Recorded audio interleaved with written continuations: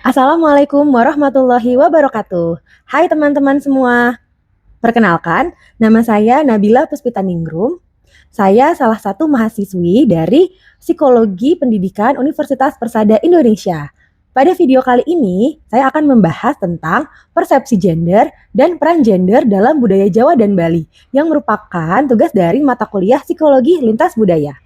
Oke, pada video kali ini kita akan membahas tentang satu, pengertian psikologi lintas budaya, kedua, apa itu persepsi gender, ketiga, perbandingan peran gender dalam budaya Jawa dan Bali, dan yang keempat, bagaimana norma sosial, agama, struktur masyarakat mempengaruhi ekspektasi peran gender.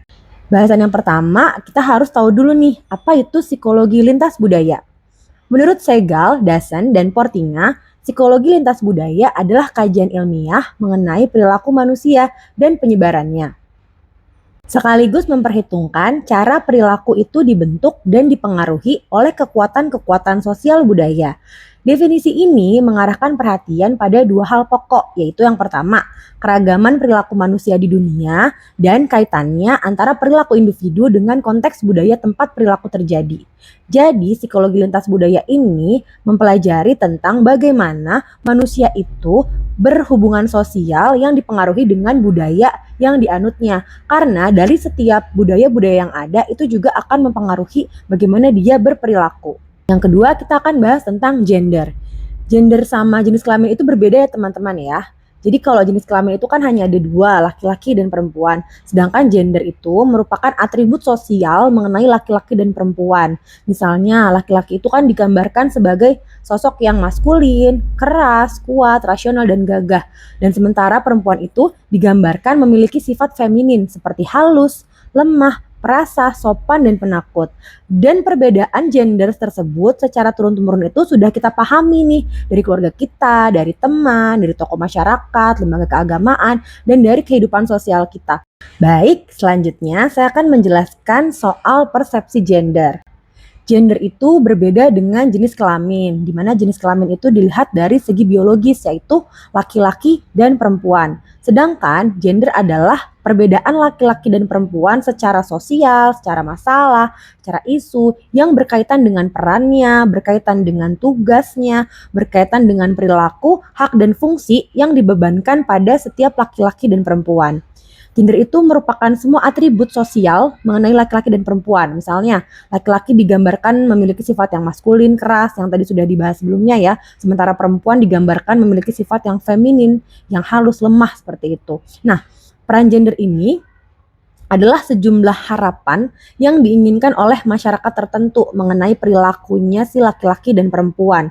Jadi, peran gender ini mengacu pada harapan-harapan sosial tentang apa yang harus dilakukan, apa yang harus dipikirkan, dan apa yang harus dirasakan sebagai laki-laki dan perempuan. Dan ini merupakan harapan dari sosial, dari lingkungan. Begitu ya teman-teman ya. Jadi peran gender ini di berbagai tempat dan waktu itu bahkan tidak sama, tergantung dengan budaya yang dianutnya. Kemudian selanjutnya saya akan membahas tentang peran gender pada budaya Jawa. Dalam budaya Jawa, banyak sekali istilah-istilah yang menduduki posisi perempuan itu lebih rendah daripada laki-laki. Dan istilah itu sudah tertanam dalam hati masyarakat sehingga dimaklumi dan diterima begitu saja. Kita ambil contohnya dalam istilah Jawa tuh ada yang dinamakan dengan kanca wingking, artinya teman belakang, yakni perempuan itu dijadikan sebagai teman dalam mengelola rumah tangga, khususnya untuk mengurus anak, memasak, mencuci, dan tugas domestik lainnya. Juga ada istilah lain yang disebut dengan perempuan itu harus bisa manak, macak, dan masak. Yakni perempuan tuh harus bisa berdandan, harus bisa memberikan keturunan, dan juga harus bisa memasak. Kemudian, citra peran dan status sebagai perempuan itu telah diciptakan oleh budaya masyarakat itu sendiri. Citra bagi perempuan itu diidealkan antara lain perempuan itu harus lemah lembut, penurut, tidak membantah, dan tidak boleh melebihi laki-laki.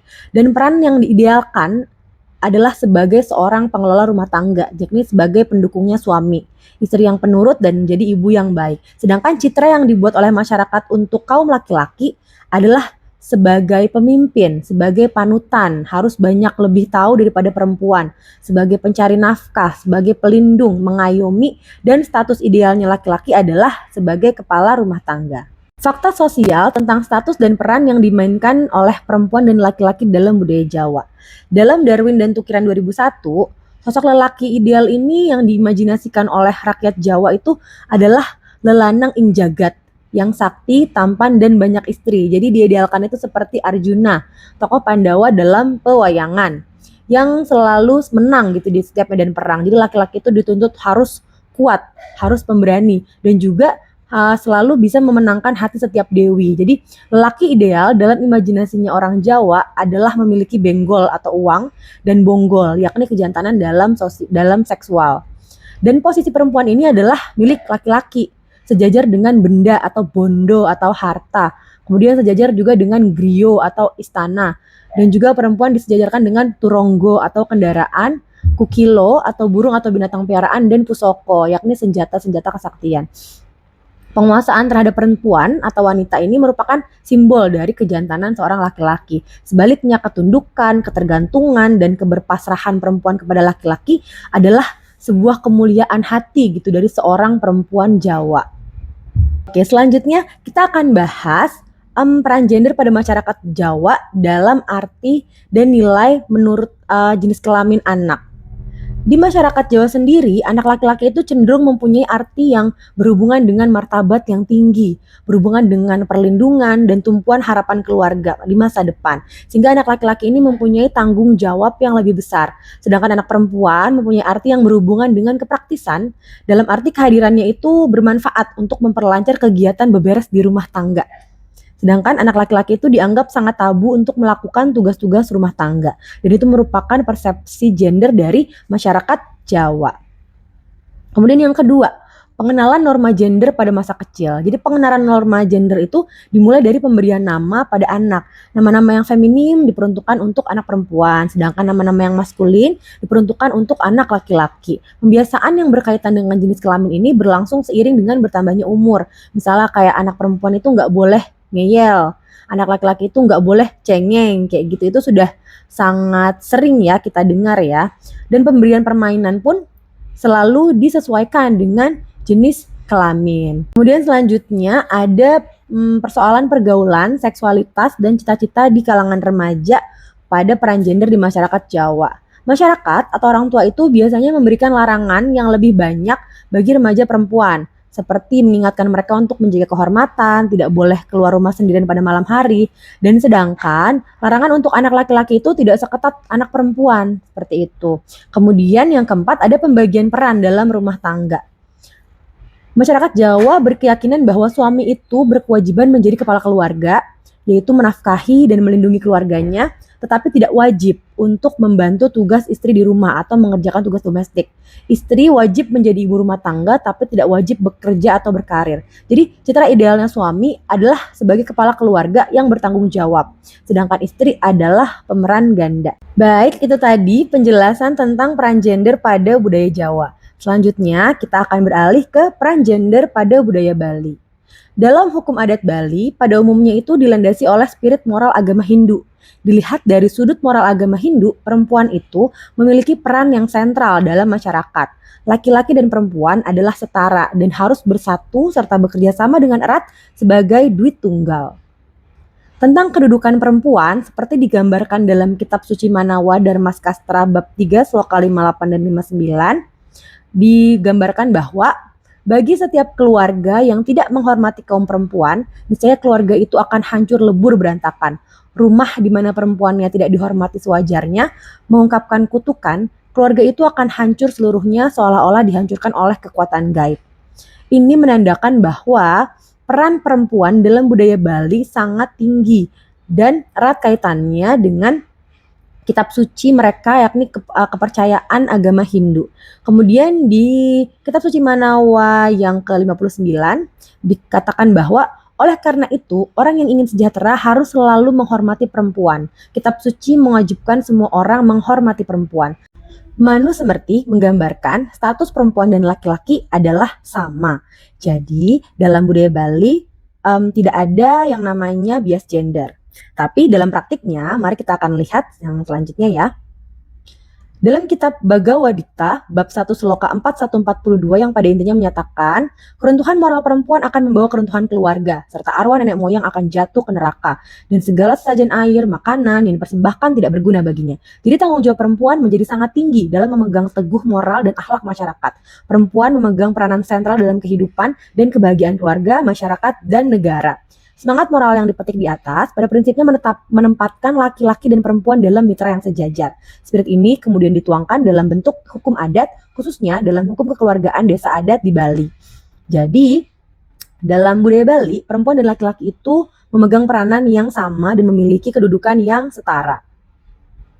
Masyarakat Bali menganut sistem kekeluargaan patrilineal, yaitu berdasarkan pada garis keturunan bapak. Sistem kekeluargaan tersebut membuat peran seorang anak laki-laki jadi sangat penting sebagai penerus keturunan bagi keluarganya.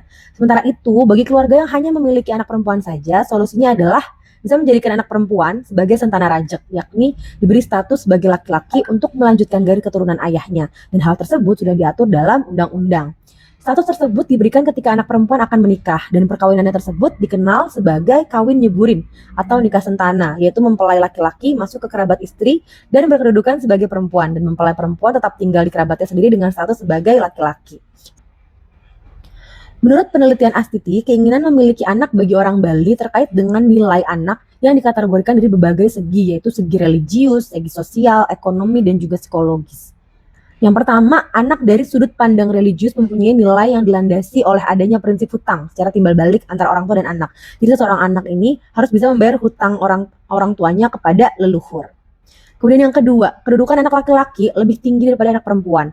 Masyarakat Bali itu masih dipengaruhi dengan sistem patrilineal yang menetapkan bahwa warisan diteruskan melalui garis keturunan laki-laki. Warisan hanya diberikan kepada anak laki-laki saja. Aturan pewarisan ini secara umum diatur dalam hukum adat dan secara khusus diatur juga dalam awik-awik atau aturan dalam desanya masing-masing. Dari sudut pandang ekonomi, anak berperan untuk memberikan bantuan baik berupa tenaga maupun materi. Bantuan tersebut dilandasi adanya kewajiban, sedangkan bantuan yang diberikan anak perempuan hanya bersifat sukarela. Jadi memang anak laki-laki ini selain dia dianggap memiliki kedudukan yang tinggi, mereka juga harus memiliki tanggung jawab yang lebih besar daripada anak perempuan. Yang keempat, kelak seorang anak dapat menggantikan orang tuanya dalam melaksanakan kegiatan adat di lingkungan kerabat maupun masyarakat. Selain itu, anak dirasakan dapat juga menjadi penghibur bagi orang tua, memberi dorongan untuk lebih maju dan bertahan dalam situasi yang sulit. Meskipun mengandung sistem kekeluargaan yang patrilineal, tapi sistem tersebut juga mengandung beberapa kebaikan di dalam budaya adat Bali. Yang pertama, status anak jelas mengikuti garis keturunan purusa atau ayahnya. Yang kedua, tanggung jawab terhadap kelangsungan hidup anak, pendidikan, kesehatan, upacara, kawin atau mati ada pada pihak ayah. Jadi itu tadi ya, laki-laki memiliki tanggung jawab yang cukup besar. Dan yang ketiga, nilai seorang anak adalah sangat tinggi dan utama karena kelahirannya itu diyakini sebagai reinkarnasinya dari para leluhur keluarga purusa atau daripada para leluhur keluarga si ayahnya. Dan dalam keadaan apapun tak mungkin disia-siakan oleh keluarga purusanya. Ini yang tidak boleh diubah karena menyangkut kewajiban suci atau disebut juga dengan Dharmaning Sentana. Baik teman-teman, jadi itu tadi ya perbedaan peran gender dalam budaya Jawa dan Bali. Sedikit saya berikan kesimpulan, dalam hukum adat Jawa dan Bali secara teoritis memang memberi peluang yang subur pada kekuasaan laki-laki dan memberi dasar yang kuat pada budaya patriarki. Tapi tadi di budaya Bali sendiri itu, meskipun laki-laki dianggap memiliki kedudukan yang lebih tinggi, mereka pun memiliki banyak tanggung jawab yang cukup berat yang harus diemban oleh para laki-laki. Dan meskipun pada adat Bali dalam ajaran agama Hindu sangat menjunjung tinggi perempuan, tapi dalam praktiknya memang masih tetap ada ketidaksetaraan terhadap gender laki-laki dan perempuan. Sedikit saya mau merefleksikan dalam kehidupan saya pribadi bahwa saya berasal dari keluarga Jawa di mana memang laki-laki masih tetap dianggap sebagai yang berkedudukan lebih tinggi daripada perempuan. Dalam contoh sehari-hari di keluarga saya sendiri, itu ketika kita sedang makan bersama, kita selalu mengutamakan laki-laki terlebih dahulu yang mengambil makanan. Dan kita selalu menunggu laki-laki untuk datang terlebih dahulu untuk makan, baru setelahnya kita.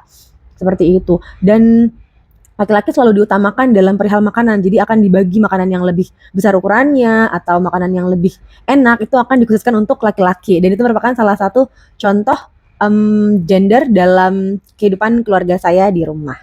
Baik, saya rasa sudah cukup dari video kali ini. Terima kasih banyak. Mohon maaf jika ada kesalahan dalam penyampaian. Dan sampai jumpa di presentasi berikutnya. Assalamualaikum warahmatullahi wabarakatuh.